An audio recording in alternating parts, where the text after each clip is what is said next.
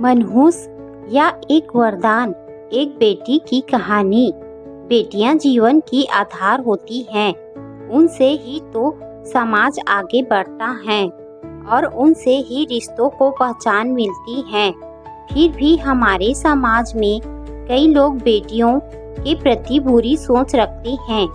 उनमें से कुछ तो समय के साथ बदल जाते हैं, कुछ नहीं बदलते और कुछ को समय बदल देता है। फिर उन्हें मनहूस बेटी भी एक वरदान लगने लगती है।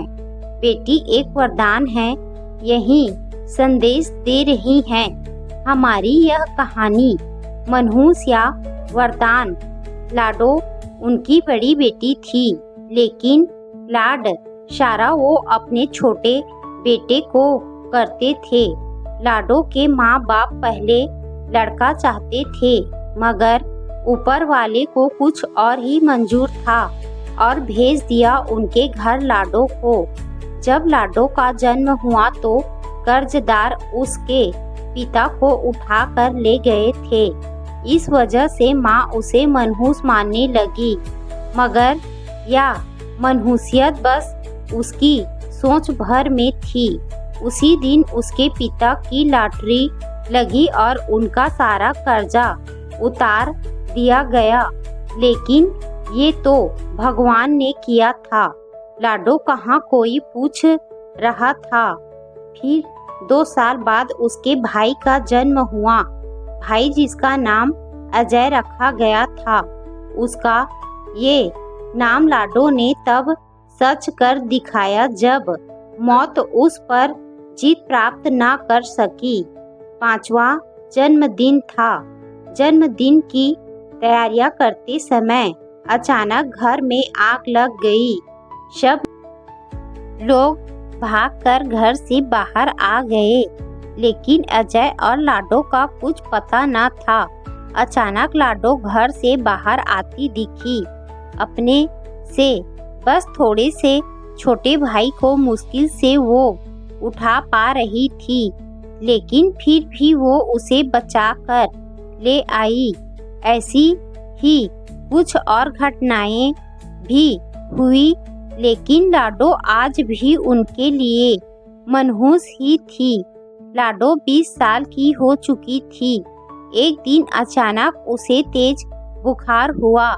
उसके माँ बाप ने उसकी ज्यादा परवाह न की। पिता ने तो यहाँ तक कहा कि तू मर ही जा, हमें भी तुझसे छुटकारा मिले। लाडो ने आज तक कभी भी अपने माँ बाप को पलट कर जवाब न दिया था। एक सुबह लाडो ने आंखें न खोली। हालत ज्यादा खराब थी और लाडो बेहोश हो चुकी थी। मजबूरन उसके माँ बाप को उसे अस्पताल में दाखिल करवाना पड़ा। देखिए, बुखार कई दिनों से है, जिसकी वजह से शरीर में काफी कमजोरी आ गई है और खून भी काफी कम हो गया है। इसकी जान बचने के लिए इसे खून देना होगा। डॉक्टर के कहे इन शब्दों से तो लाडो के माँ बाप चिंता में पड़ गए। फिर भी हिम्मत कर उन्होंने अजय का खून देने का फैसला किया था। इसीलिए नहीं कि वो लाडो को बचाना चाहते थे, बल्कि इसीलिए कि समाज में कोई उन पर ये इल्जाम ना लगाए कि बेटी को नहीं बचा सके। खून चढ़ाने से पहले उसका सैंपल जांच के लिए भेजा गया। शाम को रिपोर्ट आई।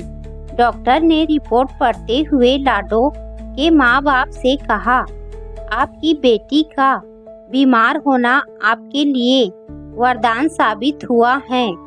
जो समय रहते हमें आपके बेटे की बीमारी के बारे में पता चल गया। बीमारी कौन सी बीमारी? ये कलमुही लगता है इसकी जान लेकर ही रहेगी। डॉक्टर को रोकते हुए लाडो की माँ बोली। तभी डॉक्टर ने चिंता व्यक्त करते हुए कहा, अरे ये कैसी बातें कर रही हैं आप?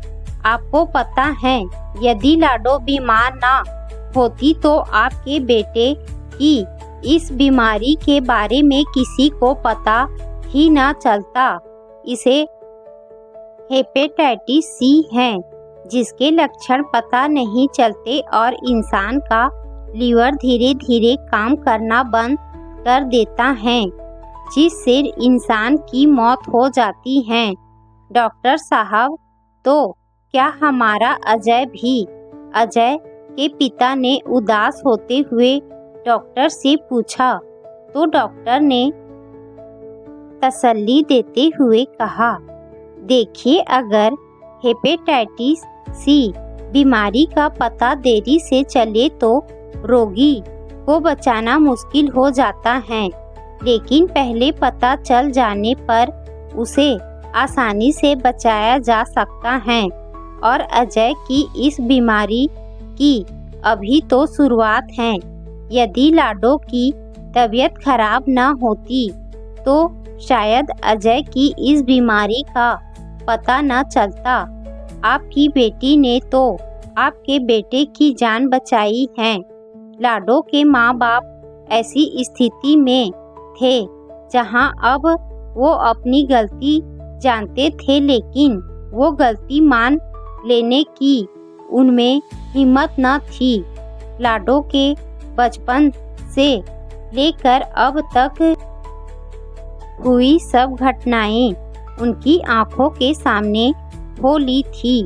उसके जन्म के समय उनकी लॉटरी निकली थी। अजय को भी लाडो ने बचाया था। आज एक बार फिर लाडो ने अजय को बचा लिया था। लाडो के माँ बाप का नजरिया उसके प्रति बदल चुका था। आज वो उसे अपनी बेटी मान चुके थे, जिसने बचपन से ही उनको मुसीबतों से बचाया था।